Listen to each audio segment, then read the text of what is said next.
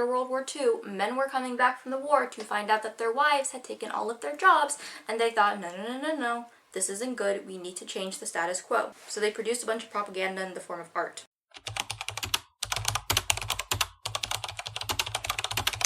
Hello, my name's Maylena, and thank you again for joining me as I chart the evolution of the Sleeping Beauty fairy tale. So hopefully you're already familiar with the Sleeping Beauty fairy tale. If you are not, I won't give you a summary of the story's premise right now, just because we will literally be going through that in a couple of minutes and several times throughout this video. Just so you know, we will be going through about 700 years of Sleeping Beauty in the written tradition.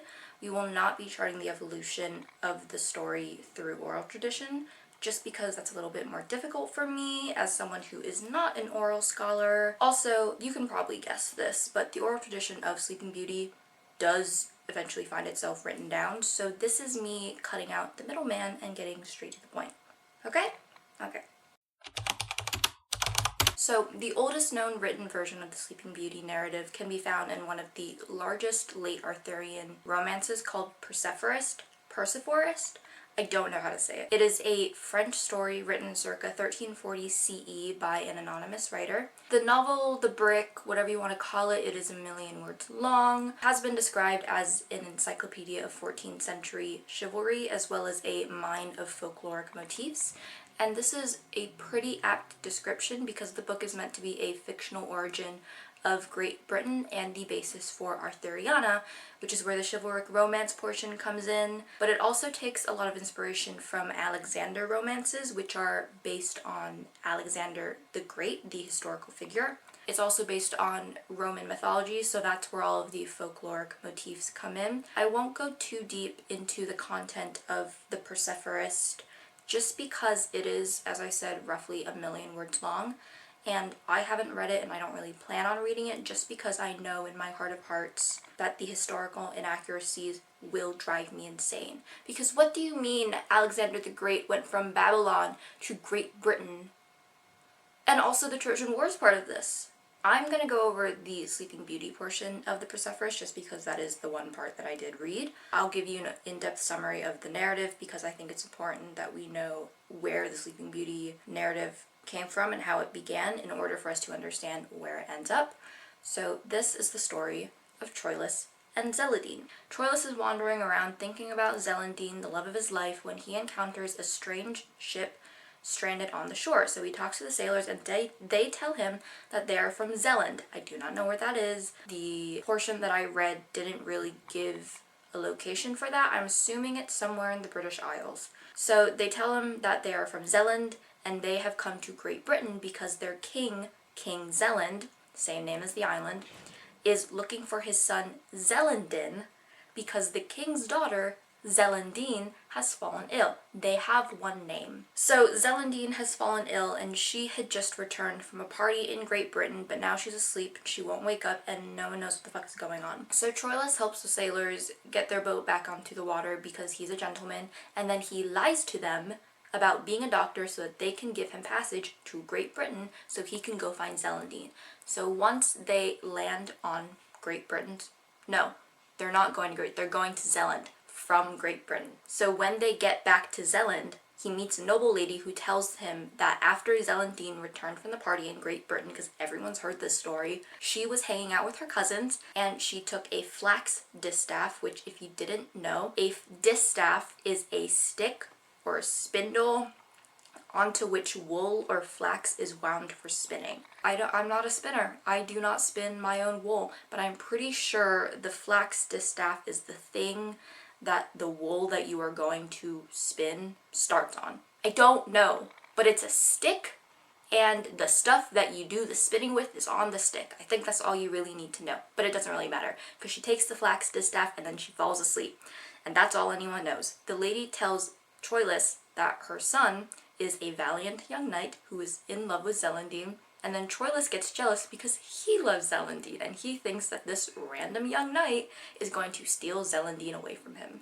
The lady obviously learns that Troilus is in love with Zelandine, so she causes him to lose his memory with, I think, magic. It's either magic or she hit him over the head, blunt force trauma. I'm assuming it's going to be magic. So He loses his memory and then he wanders to the palace of Zeland. He goes to the palace, he has no memory, he's acting like a complete idiot because he doesn't have his memory. But then the actual town crazy person declares to everyone that Troilus is the one who will cure Zelandine. I don't know how he knows this, no one else knows how he knows this, but he just knows this and the king accepts it. So the king takes Troilus under his wing, and then one night the goddess Venus of Greco-Roman mythology appears in his dreams and covers his face in her saliva to restore his memories. We don't need to get into why she covers his face with saliva, we just need to know that it happens. So once he regains his memories, Troilus goes to the temple of Venus, I'm pretty sure, meets a guard. The guard tells him about how when a noble woman is 8 days from delivering a baby, she disappears from court with a handful of women and they perform a ritual in which they set up a buffet table, and on the table with all of the food are 3 vessels of the best beverage, 3 goblets to drink out of, and 3 knives, and these items are for the 3 goddesses that aid in childbirth and bless the baby. So the 3 goddesses are Lucina, who helps deliver the baby, Venus, who blesses every part of the baby's body with love and warmth. I do not know what that means, but okay. And then the 3rd goddess has 2 names. One of them is Sarah, S-A-R-R-A. That is the name that she is given at the beginning of the tale. And then later on she's called Themis. I'm just going to call her Themis because that's the name that I'm personally more familiar with. So Themis is the goddess of destinies, and you can figure out what she does with that. The guard says that when Zelandine was about to be born, the midwives suspect that the goddesses were not pleased with their buffet table, and that's the reason why she's asleep, because the goddesses were pissed. Troilus, upon hearing this, leaves the palace in search of Zelandine because he figures out that she's in a tower at the Jumel castle. Does he know where this castle is? No, he doesn't. Does he ask anyone where it's at? No, he doesn't. He wanders around for a long ass time. He eventually finds the castle of the 3 goddesses, which is not the right place he should be at, but he decides to take it anyways because he's tired and stinky. So he hunkers down in the castle of the 3 goddesses, and then he goes to the temple to pray to Venus for help. The goddess tells him to save Zelandine, and then she gives him a riddle poem thing, and this is the poem, okay? I want you to listen very carefully with your listening ears, because it's going to tell you everything you need to know. The poem is, "Noble knight, do not lose heart. See if you are capable of such an accomplishment of prowess, and penetrate inside the tower, where the lady of noble appearance is sleeping as stiff as stone, and afterwards you could through the opening find the fruit where lies a remedy. The poor maid will be cured." If you have just a lick of media literacy, you're gonna realize that Venus is telling Troilus that in order to wake Zelandine up, he needs to unconsensually have sex with her while she is unconscious. This is what she's saying. Troilus, however, is a fucking idiot and doesn't understand.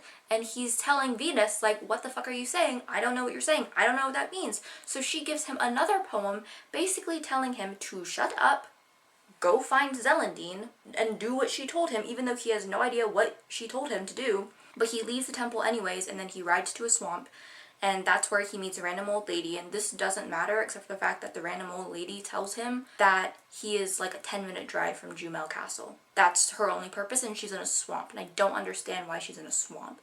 So he gets to the castle, but he can't get into the tower because all of the entrances are blocked and no one is allowed to enter. So Troilus has to figure out a way to get up to Zelandine because she's at the very top of the tower, and there's no other way to get up there. So he tries to climb the tower wall, but he's unable to do so because the tower is apparently so well built that he can't get a foothold. So he gets really depressed about this. It's kind of embarrassing for him. And then a valet comes, and the valet just kind of appears. Like, there's a whole moat and everything, and it took a lot of effort for Troilus to get over this moat. Don't know why I said that. The valet appears, he starts talking to Troilus. Troilus learns that the valet is from Scotland, and then he gets very afraid because he's like, oh my god, this guy is from Scotland. He's here to take me to Scotland, so I can attend my sister's wedding, because his sister is getting married at this exact moment, and he's not there, and he doesn't want to be there, because he needs to save Zelendine.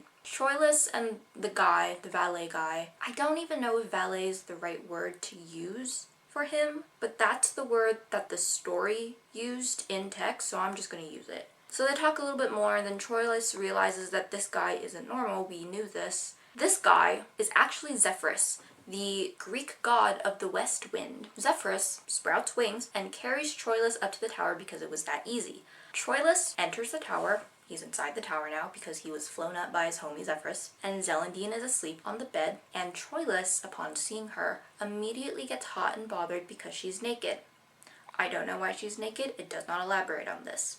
He tries talking to her to wake up, and that doesn't work, so he pokes her, and that doesn't work. And then he decides to kiss her, but before he does, reason and discretion, like his consciousness, his moral code, tells him that that's not a good idea because that's ungentlemanly.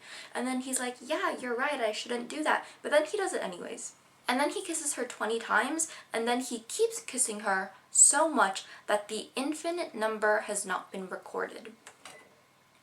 Like, okay, this is bad. Don't kiss a woman when she's unconscious and just hasn't given you her prior consent to kiss her while she's unconscious. That's non-consensual somnophilia, but it's kind of funny. Like, why are you kissing her so many times that the number has not been recorded? That's crazy. Anyways, so he's kissing her millions and millions of times. She's still not waking up, and Troilus is simply not getting the hint that Venus gave him. So Venus literally tells him that in order to wake up Zelendine, he has to have sex with her while she is unconscious. And Troilus, he's not the sharpest tool in the shed, but he knows that that is not a cool thing to do. And he tells Venus, like, no, I'm not going to do that. Like, I'm a gentleman, and she's a noble woman. Like, I'm not going to take advantage of her like that. And then Venus says, I don't care. So she makes him so horny that he has to fuck her. And so now it's a fuck or die situation. He rapes Zelendine's unconscious body and then immediately dips. Like, he finishes the deed and then he's out the window, gone, flying on Zephyrus. As he's leaving, the king enters the tower through the secret passage that connects the palace to the tower. So I think this is an underground passage. The existence of an underground passage makes me assume that the palace and the tower aren't that far away from each other anyways, so why did it take Troilus so long to find it? I think he's just that stupid. So the king enters the tower, and then he sees Troilus leaving, but he doesn't see Troilus's face. He just kind of assumes that Troilus was the Greco-Roman god Mars, who they're apparently descended from. And he just kind of assumes that Mars was in the tower and had sex with Zelendine, because surely Troilus didn't clean up after himself when he was done. The evidence is everywhere. Okay, so 9 months later, after that whole debacle, Zelendine is still asleep. By the way, she didn't wake up from that. Venus told Troilus, if you have sex with her, she'll wake up. She didn't wake up. So 9 months later, she's still asleep. She gives birth to a baby boy. This, I think, is impossible. Have I ever been pregnant? No, I haven't. Have I ever given birth? Absolutely not. That's a horror show. But I'm pretty sure the person giving birth needs to be conscious for this. I'm pretty sure it's like an act you need to be conscious for. Alive and awake, you know? She is neither awake, barely alive. She's being sustained by magic. That's just not being alive, you know? But she gives birth anyways. It's horrific. And then the newborn, who's hungry, starts suckling on her finger because he's looking for her breast so that he can breastfeed, but babies are stupid and they have no coordination whatsoever. And I think it's a miracle that he even reached her finger. But he starts suckling on her finger, and then she wakes up and she has no idea what's going on. She's naked, she's in a tower, there's a baby suckling on her finger. She's visibly upset. So then her aunt comes in, because by the way, Zelendine has an aunt. We don't know her name, she's just the aunt. And her aunt tells her, no, like, you should be happy that you were raped in your sleep, because it was actually the god Mars that raped you and made you conceive and give birth to a child. So this is a bad thing to say to your niece who just woke up after being cursed to sleep for God knows how long. So the aunt reveals that all of this happened because before Zelendine was born, the aunt was the one to set up the ritual table for the three goddesses. Themis, the goddess of destiny, if you remember, became upset because her knife had fallen underneath the table, and apparently the goddesses could not find it, which is weird. Shouldn't they be omniscient? They're goddesses. That's a stupid reason to curse a baby. Themis, because she's so upset, curses Zelendine to fall asleep once she... I can't figure out how to word this. I have it written down here. So Themis cursed... I'm just going to read it. So Themis cursed Zelendine that from the first spin of linen she pulls from the distaff, a splinter will prick her finger and she will immediately fall asleep. And she will not wake up until the splinter is taken out. There, that's the script. That's just more horrifying because truthfully, Troilus did not have to rape her. Because especially if all he had to do was take out the splinter from her finger, he didn't have to do that. But he did anyways. And then also, Troilus is not in the right here. He still did it. Venus told him that he had to have unconsensual sex with her when she was asleep, even though presumably Venus was there when Themis cast the curse, and also she's a goddess. She should know that the only way to wake up Zelendine is by taking the splinter out of her finger. So why did she tell Troilus to rape her? Obviously, they probably wanted like the drama of it all. You're gonna call yourself an Arthurian romance, but you're gonna pull this shit? Actually, I take that back. This is pretty on brand. Zelendine's aunt is telling her all of this and then she's crying. This simply isn't a good position for Zelendine because she was asleep for God knows how long. And then she also has a baby that shouldn't exist, truthfully. After an unforeseen amount of time later, she returns home and she thinks about Troilus and she thinks about how Troilus will no longer want her because she is not a virgin, but then, through some deductive reasoning, she realizes that Troilus was the one who raped her in the tower, not the god Mars, because back in Great Britain, the two of them, Troilus and Zelendine, had exchanged rings as a sign of their love for each other or whatever. She gave him a ring and then he gave her a ring, and she's supposed to be wearing the ring that he gave her. But then she realizes that no, she's actually wearing the ring that she gave to him. The ring that she gave to him is supposed to be with him. So obviously, like, the only way that she can have that ring is if he was there and left it for her as like a sign. Like, hey, I was here, girlfriend. I was the one that did that to you. Back to Troilus. After that whole scene, Zephyrus the god took Troilus from the tower to his sister's wedding in Scotland. Let that sink in. That's equally as important as what is going on with Zelendine. After some amount of time later, I have no clue, he returns to Zelendine and he admits that he was the one that raped her. And she is upset. He tells her that she should be happy because it broke the curse. I don't know if he knows that him having sex with her isn't what actually broke the curse. It was their baby suckling the splinter out of her finger. But I digress. The two of them reconcile and we learn that their son was taken away by a bird with a woman's head. And the bird lady said, don't worry about the kid, so he's gone. Except he's not actually gone. Troilus realizes that he met the kid while on a ship during his voyage back to Zealand. They confirm that yes, this is in fact our kid because Troilus recognizes or remembers the mark that Zelendine branded their kid with to ward off evil. Because like sometime after the baby was born, Zelendine was like, oh, I was cursed with dark magic. I don't want my child to be cursed with dark magic. So she branded the baby, and then the baby was taken away by the bird lady, and then Troilus met the baby, who I'm assuming is no longer a baby anymore. I have no idea how old this kid is. I have no idea how much time has passed in between, but the baby is on a ship, and Troilus saw the child with the mark, and he's like, oh my god, I met my son, and then we never hear from the kid again. We learn that Zelendine is betrothed to another man, but she doesn't want to marry this guy because she's in love with Troilus, so they run away and they get married and they live happily ever after. And that is the story of Troilus and Zelendine, the end. Okay, so everything I just told you in its broadest strokes are, I'm assuming, what you are familiar with when it comes to the Sleeping Beauty story. However, that's not the end of the Sleeping Beauty story, actually.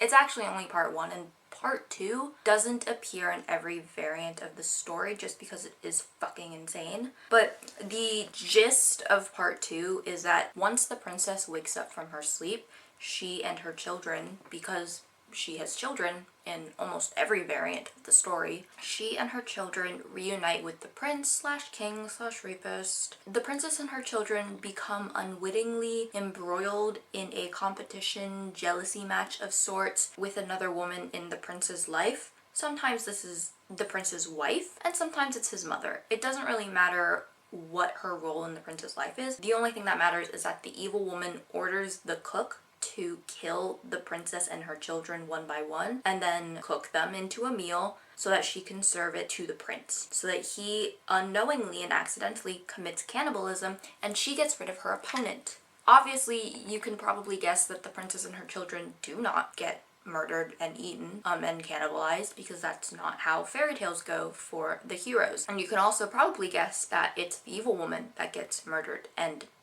cooked. I don't know if she's eaten, because cannibalism bad, but she gets murdered and cooked into a pie or something like that. You know, once the evil woman is gone, they live happily ever after, the end, right? So where does this come from? Because obviously this freaky fucking story has to come from somewhere. It's believed by Sleeping Beauty scholars that this section of the narrative was inspired by the legendary medieval heroine Genevieve of Brabant. She is essentially the epitome of the virtuous wife who's falsely accused of infidelity, usually by a rejected suitor.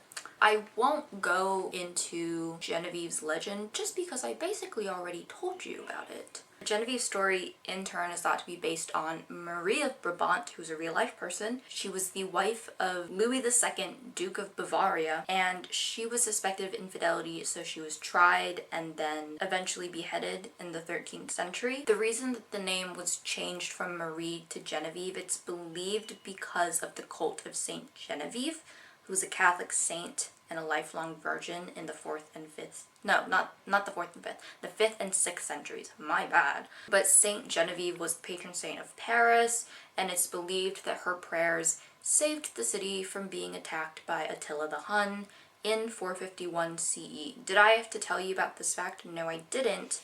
It has nothing to do with Sleeping Beauty, but I thought you should know this, because if I had to learn it, then so do you. The first variant of the Sleeping Beauty narrative that appears in written form in the 17th century and that we're going to talk about was written by an Italian poet named Giambattista Basile, and his version of the story is called Sun, Moon, and Talia. It was published posthumously in 1634 as part of a collection of short stories called Pentamerone. Don't know. This collection is considered to be the first literary fairy tale collection to appear in Western Europe. I couldn't find a lot of scholarly articles about Sun, Moon, and Talia, but I did learn that because the story was part of the first large collection of fairy tales, other writers that would succeed Basile in the folktale preservation mission would use Pentamerone as inspiration and as a major influence. Basile's narrative is by far the darkest version of the Sleeping Beauty story that I read. So obviously the story follows the basic structure of the Sleeping Beauty story, both the first part in which the princess falls asleep and is subsequently woken up, and then the second part in which her life and the lives of her children are threatened. Whereas in the story of Troilus and Celandine, Troilus has unconsensual sex with an unconscious Celandine because the goddess Venus forced him to, the king in Basile's narrative rapes her in her sleep simply because he can, and once he's done, he leaves her there, returns to his kingdom, and then essentially forgets about her for 9 months when she unconsciously gives birth to twins. And then once she gives birth to twins, it's like a light bulb appears in his head. He's like, oh my god, wait, maybe I should check on that girl in the forest who was asleep. So he returns to the tower to take Talia and her children. The girl's name is Talia, by the way. And her children's named are Sun and Moon, which is why the story is called Sun, Moon, and Talia, because those are their names. He takes the 3 of them back to his kingdom where they come under threat of his wife. And the queen, they want you to know that she's evil. She's described as having the heart of Medea, as in Medea from Greek tragedy, and the face of Nero. Wasn't Nero the one who burned Rome down. He was one of the bad Roman emperors. So she's the heart of Medea, the face of Nero, and the appetite of a cannibal. Talia tries to defend herself and tells the queen that the king's behavior isn't her fault, that her husband had taken possession of Talia's territory when she was drowned in sleep. She tells the queen, no, I never wanted your husband, I never wanted to do this to you. Your husband's the one that raped me. Tells the queen this, but then the queen simply does not care that her husband had raped, impregnated, and then abandoned a young, vulnerable girl. So then the story ends with what is essentially the moral of the story, and it says, those whom fortune favors find good luck even in their sleep. And that's so bad. It's so disgusting to me, and I haven't read the other stories in the Pentamerone, so I don't know if this is Basile's general outlook towards women and female sexuality, or if this behavior is specific to Sun, Moon, and Talia. Regardless, it's so icky. Ugh. Charles Perrault was a French author who wrote Mother Goose Tales, a collection of literary fairy tales that was published in 1697. It has a French name. I cannot say the French name, so we're just going to call it Mother Goose Tales. You're probably familiar with this. It's one of the popular fairy tale collections that is still in publication today. The work became popular because it was written during a time when fairy tales were fashionable amongst aristocrats. Perrault was part of the nobility. He was an aristocrat, so he was around those people. It's kind of suggested that Perrault's intention for writing the book was to return the folk tales back to the folk. We'll get into this a little bit later. I simply don't think that's true because he thought poor people were the scum of the earth. He was a bad, weird classist guy, and we don't need to go into that a little bit more. But basically, Perrault wrote the book when he retired from the French court as secretary to Jean-Baptiste Colbert, who was in turn minister to Louis IV of France. Louis IV? I simply don't think that's right. Let me Google this real quick. It can't be Louis IV, because we're in the 17th century. Louis XIV. I was right. It's not Louis IV. He worked in the court of Louis XIV of France. The stories recorded in Mother Goose Tales all thematically support Perrault's belief that the nobility were inherently superior to the peasant class, which is what I was talking about earlier, like he hates poor people. The story also shows an adherence to Catholic beliefs because he's Catholic, obviously, especially the belief that women must undergo repentance and purification of sin in order to reintegrate into society. It's the Mary Magdalene of it all. It's like if a woman is filthy with sin, she must repent in order to see the grace of God. Very Mary Magdalene of him. So Sleeping Beauty, who was born in guilt, suffers the sin of curiosity and is thus punished with a century of sleep as penance. She's curious, and women should not be curious. Women are not allowed to be curious. They have to be mindful and demure. So after she returns to society, she is subordinated to the prince who awakened her. Likewise, women who suffer the sin of pride, such as Sleeping Beauty's mother-in-law, the ogre queen. It's not discussed in Perrault's version. He does not care about giving you the details, but Sleeping Beauty's mother-in-law, she doesn't have a name by the way, Sleeping Beauty, she's just Sleeping Beauty. But Sleeping Beauty's mother-in-law in this variant of the story is an ogre. And the ogre thing, I'm pretty sure, is to explain why she has cannibalistic tendencies. But it still does. Why is she an ogre? Also, if she's an ogre, the prince is half ogre. And then so their children are a quarter ogre. There's some stuff going on here. It just drives me insane. Women who suffer from the sin of pride, such as the ogre queen, are depicted as evil and they are equally punished for their evil deeds. Speaking as someone who used to be Catholic, what's interesting about Perrault's narrative in terms of Catholic ideology is his decision to eschew earlier depictions of the prince's sexual assault upon Sleeping Beauty. Because rather than having the prince unconsensually take the princess's virginity or giving her true love's kiss, Perrault has the prince kneel before the sleeping princess. So their children are products of like after she wakes up and they're like together. Presumably it's a consensual relationship and then childbearing. The prince kneels before the sleeping princess, and this is interesting not only because it maintains the purity culture of Catholicism, because a man and a woman are only supposed to have sex once they marry. That's like a Christian thing. It's not like strictly Catholic. But this is also interesting because of the symbolic visual of subjugation and gender dynamics, because although it's the prince that's waking the princess up from her sleep, it's the prince who exists physically on a lower plane than her.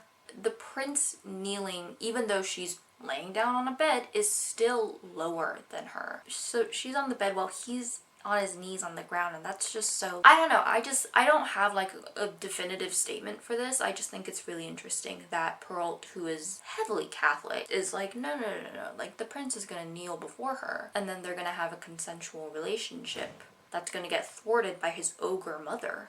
Is she full ogre? I'm assuming so, because she's referred to as the ogre queen.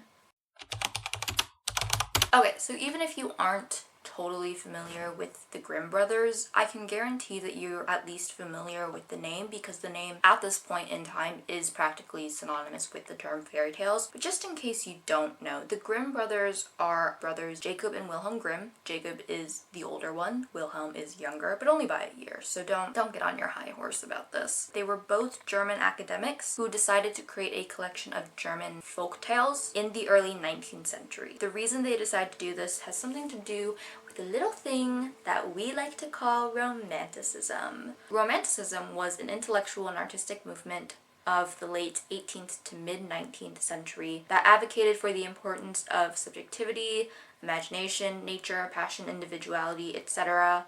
Because Romanticism sprung up as a response to the Age of Enlightenment and the Industrial Revolution, which were both periods that saw the rise in objective thinking, rationalism, science, secular society, things like that. The Romantics also idealized the past as a more noble era, which is why the Grimm brothers focused on fairy tales, because they believed that the folk tales of the German people were what remained of ancient Germanic mythology. They were what was left of paganism before the medieval Christian church eradicated and suppressed those traditions. Okay, but why the German people and why Germanic mythology? Why do we care about that? Why do the Grimm brothers care about that in particular? Well, with Romanticism came the idea of nationalism, because prior to the 19th century, much of Europe was still operating under the feudal system. So even though a region such as Germany had a single monarch that was ruling over that entire region, a peasant wouldn't necessarily view that monarch as the big guy in charge because of their physical distance. Yes, the peasant would be aware that there is a king who is in charge of them, but they wouldn't view the king as the big guy in charge. They would view the lord whose land they lived on and worked as the big guy in charge. Because the land of a kingdom would be divvied up between a bunch of different lords who would essentially govern that land in place of the king, there were all of these different communities that, although they all existed within the boundaries of a kingdom, or what we now know as countries, these communities didn't identify with each other. So even though all of these villages were inside the borders of Germany, they wouldn't necessarily consider themselves Germans, because to be German at the time didn't mean anything. So when the Romantics came along and started unearthing all of these old folk tales and languages that were specific to certain regions, and as empires fell and new governments were formed and the map of Europe was redrawn, people became determined to identify themselves with a nationality. Again, the Romantic period was preceded by the Industrial Revolution, which not only separated people, but it also separated people from the means of production. And that basically means that when you are in a factory, you cannot talk to your coworkers because it's so fast-paced, and if you miss one piece on the conveyor belt, you're done for. You are fired, you are kicked on the curb. On top of that, because of the nature of a factory and because the Industrial Revolution changed the way in which product was created and delivered to the customer, a factory worker would only ever work with one piece of the larger product, whereas an artisan would work with the entire piece. They would construct the piece in its entirety from start to finish. The worker in the factory is not only alienated from their fellow man, but they're also alienated from the process of creation, and they're alienated from the product itself because it is something that they themselves will never be able to afford. So there's a whole lot of separation going on, and all that to say, people wanted connection, and Romantic nationalism gave them the security in that their customs, their language, their traditions, their society are shared with people who live miles away from them. They can now all identify as being German or being French through current situations as well as ancient mythologies. So which brings us back to the Grimm brothers. They're scouring Germany for old folk tales because they believe that these old stories contain splintered fragments of the Germanic past, all of the old epics and mythology that have been largely forgotten in the contemporary mainstream because of the spread of Christianity. I was reading an essay by this scholar named Linda Day, and I'm going to read this sentence to you because she says it better than I could ever paraphrase it. According to the brothers, language, religion, and poetry, as well as heroic virtues manifested in the ancestral epic, would make the Germans conscious of their national value and effective in the struggle for national survival and independence in their age of political turbulence. Here is what's controversial about the Grimm brothers, in my opinion. The Grimm brothers claimed that, if not all, then a vast majority of the stories that appear in the first edition of Grimm's fairy tales are all authentic German stories from German people. However, even just superficially, this claim is already false because many of the stories featured in the book were previously known in other countries. Sleeping Beauty, we've established, was originally a French narrative, so as far as we know, the story originated in France with Persephorist. Additionally, in prefaces and acknowledgements and whatnot, the Grimm brothers said themselves that they took inspiration from other famous folktale collections such as Arabian Nights, Basili's Pentameron, and Perrault's Mother Goose Tales. And just by cross-referencing the stories in Mother Goose Tales and Grimm's fairy tales, even though the Grimm brothers include significantly more stories than Perrault, I think Perrault only has like 6 stories in his, there's still significant overlap between the two lists, and I'm not saying that all of the stories in Mother Goose Tales originate from France. I personally don't know if that's true or not, but it is insanely sketch that the Grimm brothers claimed that all of their stories originate from authentic Germanic mythology, when that's simply not true. I have a theory as to why they lied, because they did lie. Like I said previously, folktales were originally oral tradition and they were not written down for a variety of reasons, such as the storytellers were illiterate or they didn't have the materials to write down, etc. But people didn't really start obsessively writing things down and copying text until the medieval ages. Obviously there are writings that predate the Middle Ages,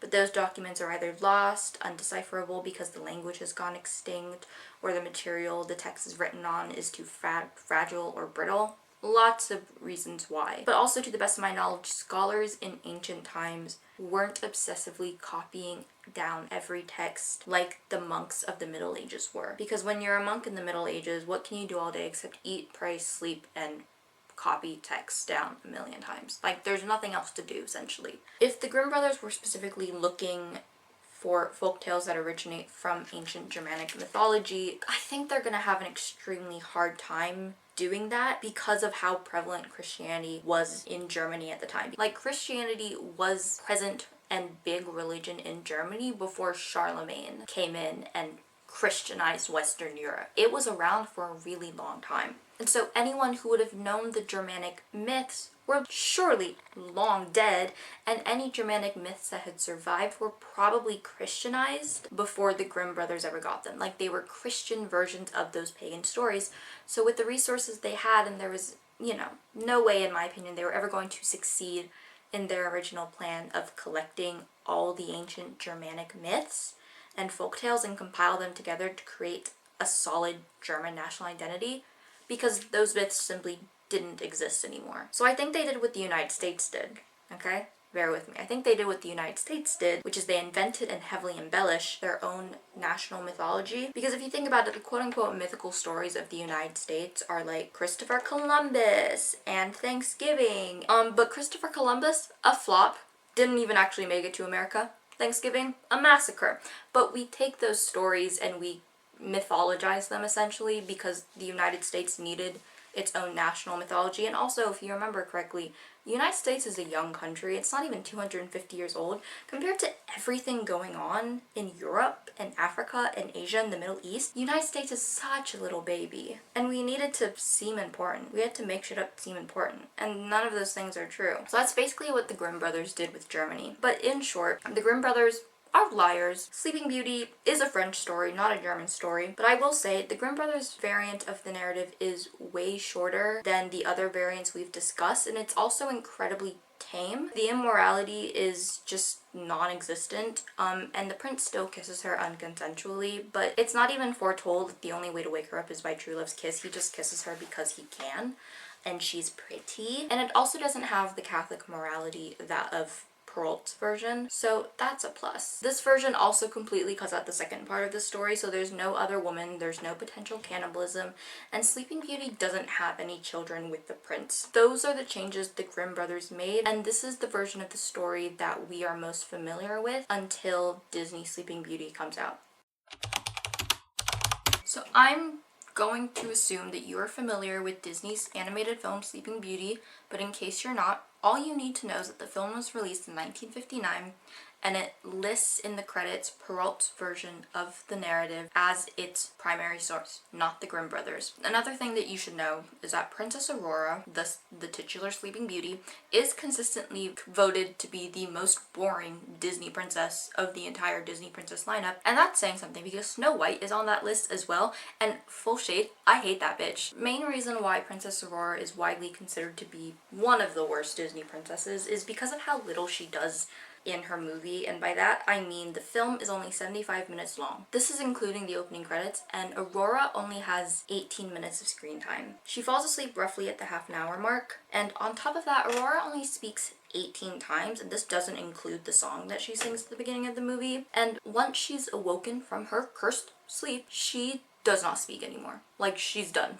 There are no more lines for her to be had. Here's the thing. She's the ultimate example of the passive damsel in distress, and that rubs people the wrong way, but I don't think it's Disney's fault that the Sleeping Beauty's story is like that. Like, obviously they could have updated it, but they didn't for reasons we'll discuss. But the Sleeping Beauty narrative, like in all the previous narratives, she does nothing. The princess does nothing. And that choice to make her a passive character in her story was done on purpose because folktales, they not only contain remnants of the past, especially of a pagan past, but they also serve to teach children behavioral and associative patterns, value systems, the cause and effect between behaviors and awards, gender roles, things like that. Nowadays, children learn all of these things by interacting with their peers at school, which is an environment in which everyone is learning the same thing. But back then, unless you were extremely wealthy, you weren't sending your kids to school, you were sending them out to the fields to work. And if your kids were too young to work, you would both entertain them and discipline them by telling them these folk tales, and that subconsciously programs their psyche to think a certain way and to act a certain way. Girls, specifically through folktales, are taught to value beauty and sweetness because you will be rewarded with wealth and marriage and further goodness. So think of Sleeping Beauty, think of Cinderella, like they are both described as being very beautiful, very sweet, very virtuous, whatever, and therefore they win the prize at the end of the movie, and the prize is the prince. And they get married, and the reason why so many fairy tales starring women end in marriage is because at the time, marriage was the end-all be-all of a woman's life. That's the event that your entire life was leading up to, so it has bad implications because it implies that the only thing a woman should concern herself with is finding a husband, and once she finds a husband, she needs to maintain the husband. But both Sleeping Beauty and Cinderella, their stories end in marriage, and then you look at the other direction at Cinderella's stepsisters, who are described as ugly and selfish, and they end the story with their eyes plucked out and their feet cut up. So if you're beautiful and sweet, then you are rewarded, and if you are not, then you are punished, and that's just how the world of fairy tales go. I don't think there's an equivalent for men, because all men are heroes. And all men can do no wrong. The double-edged sword of this whole ordeal is that even though the beautiful princess wins the prize in the end, she gains no power within the fairy tale land, because having power as a woman is synonymous with being evil. So you'll notice that there are very few powerful women who are beautiful and sweet in fairy tales, but there are a multitude of powerful women who are described as being ugly and mean. But it taught girls of another time that to be a woman with autonomy and agency was to defy society's standards, thereby putting you on the outside. And no one wants to be an outsider, but not everyone can be beautiful, so not everyone is given the opportunity to have a happy life. So this also teaches girls to be suspicious of each other. So the beautiful children may be suspicious of the so-called ugly children because they have typically been portrayed as being sly and cruel and unscrupulous, and the ugly children may be suspicious of the so-called beautiful children because it means that the beautiful child didn't earn her goodness, it was predestined, and that's simply unfair. Disney's Sleeping Beauty. I said this earlier, but the film is heavily inspired by Perrault's variant of the Sleeping Beauty narrative, which is ultimately weird because Sleeping Beauty scholars have pointed out how little the Disney version cared about sticking to the Perrault story, especially when it comes to historical accuracy. But even though the film lists Perrault's version as its source, the film ultimately departs from Perrault through its late medieval setting because, as you might recall, Perrault wrote his variant in the mid-17th century, and the film clearly states that it is set in the 14th century. And if the fact that Philip literally says, "This is the 14th century," doesn't clue you in. The addition of traditional medieval tropes, such as dragon slaying, will convince you. If you recall from everything that I told you, there's no dragon slaying in any of the variants. The closest thing is like Zephyrus, the flying wind guy, but he's not a dragon, and he's not an opponent by any means. So it's weird that Disney would add a dragon that doesn't exist into their version, but this was done on purpose. So by adding in the knight slays dragon and rescues the princess trope, Disney is asserting the idea that men are active and women are passive, and they reward Aurora for being beautiful and asleep the entire movie, and they punish Maleficent for having agency, and they make Philip the main narrative active person in the narrative. I didn't say that right at all. But Philip is the main guy. He's the main guy of the story, essentially. It's called Sleeping Beauty. It's about Philip, okay? And the entire film is put on his shoulders, and this makes sense for the time period that America was in, because if you'll recall, this film was released in 1959, post-World War II, and thus we are restructuring gender dynamics and gender roles, because after World War II, men were coming back from the war to find out that their wives had taken all of their jobs, and they thought, no. This isn't good, we need to change the status quo. So they produced a bunch of propaganda in the form of art. And this isn't just a Sleeping Beauty problem. I think that all fairy tales that, are popular in the United States are popular for a reason, because they promote and reinforce patriarchal middle-class society. So even if they don't say it explicitly, it will be suggested because they were originally invented during... Wait, what? It's flashing at me that there's no battery, so I'm gonna stop. I'm gonna finish this later, okay? Okay, hello, I'm back. If you notice that the camera angle is slightly different, it's because I have the camera currently plugged in. I am too anxious to wait for the camera to fully recharge because I live with my family and I can hear them walking around and talking, and it's making me anxious that they're like, all of the fairy tales that are popular in the United States are popular because they reinforce the patriarchal middle class society. That's what they promote. And even if they don't say explicitly patriarchy is good, the middle class is good, women bad, even though they don't explicitly say that, it is still suggested because the folk tales and the fairy tales were originally invented during patriarchal times. So Disney not only reinforces this code through the details of its adaptation, but also refigures it as somehow both historical and transcendent. By locating these ideals in a medieval setting, it solidifies them as historical. At the same time, it characterizes them as essential or natural, portraying them as applicable to any time and place. And that is a quote that I got from an article written by a scholar named Kelly Ann Fitzpatrick. Because the general populace, both in the 50s and now, most likely don't have a strong relationship with the Middle Ages, whatever they see in film and television that is set in the Middle Ages, they will take as rough fact. And this isn't a dig at anyone that does take stuff like this at face value, but what the quote is saying, that if audiences see goodness being rewarded and evil being punished and men being heroes, everything we've just talked about in a medieval setting, they will recognize those actions and those behavior-based consequences as transcending time and space. Because even though the medieval setting establishes those actions and those consequences as historical, because those actions and behaviors and consequences are also characterized as essential or natural, which is why the saying, "this is how we've always done it," is so dangerous, because it establishes the associative behavior as natural and permanent, which is what these fairy tales and these Disney films such as Sleeping Beauty are doing. So a concrete example of this in Sleeping Beauty is the marriage between Philip and Aurora, because their early betrothal, when Philip is like 5, I don't know how old he is, and Aurora is a newborn, is meant to be seen as a backwards medieval tradition. And that is how the film wants you to view that arranged marriage, and you are supposed to sympathize with Philip and Aurora. And by the way, just in case you forgot, none of the Sleeping Beauty variants that we've talked about have the prince and princess previously betrothed to each other before they meet, or before the prince rapes her. The marriage of the prince and the princess in the other variants always occurs after she wakes up.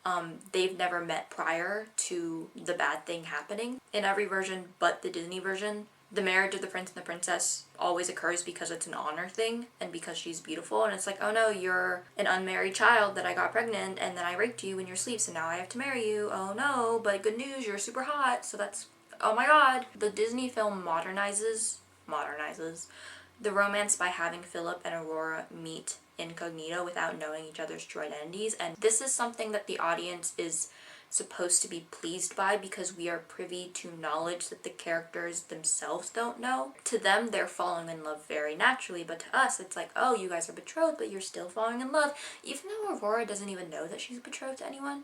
She didn't know she was a princess. Like, that's mean to her. Even though they are still betrothed to each other, they do still fall in love, and the arranged marriage is still carried out, but it has been quote-unquote subverted and modernized by the romance plot, which again never existed in any of the other variants of the Sleeping Beauty narrative. Troilus and Celandine kind of, because they were in love beforehand, but they were never betrothed. There was no arranged marriage. They had to run away and secretly get married. Disney Sleeping Beauty still ends in marriage. Sleeping Beauty always ends in a marriage. The beautiful girl wins the prize, wins the prince, and the evil woman is destroyed. And this is what Disney Sleeping Beauty reinforces, and they try to retcon this with the live-action Maleficent films starring Angelina Jolie as Maleficent and Elle Fanning as Princess Aurora. These are very good movies, and I don't think they made a big enough splash in the cultural zeitgeist to reconstruct the narrative surrounding Sleeping Beauty. People still view Princess Aurora as the most boring Disney princess, next to Snow White, who is the most boring, I want to say. That's my statement. But I think that those movies are good nonetheless. I think Angelina Jolie is great as Maleficent. I think Elle Fanning is very good at making Aurora sweet and naive without making her so cloying. It's good. She has a personality in those movies, and it's really great. I highly recommend them. I think that the Sleeping Beauty narrative is unfortunately inherently flawed and misogynistic. I think that folktales unfortunately are rooted in misogyny and patriarchy. Like there's not really any way to get around that. I do, however, think that it's not impossible to revise folktales and fairy tales to fit within the sphere of 21st century feminism, simply because they originate from oral tradition and they are their own type of mythology, and those story forms, those narratives are inherently meant to be altered and changed depending on the audience, the time period, and the person who's telling the story and whatnot. I do think that it's a little bit more difficult with Sleeping Beauty, just because truthfully the only thing the princess does in the narrative is fall asleep. Like, she falls asleep against her will, and then she has to have someone else wake her up. It's hard to get around the misogyny of it all. With that narrative action being placed on the princess, if we wanted to quote-unquote fix Sleeping Beauty, the best way I can actually think of doing that is by making the prince a lesbian.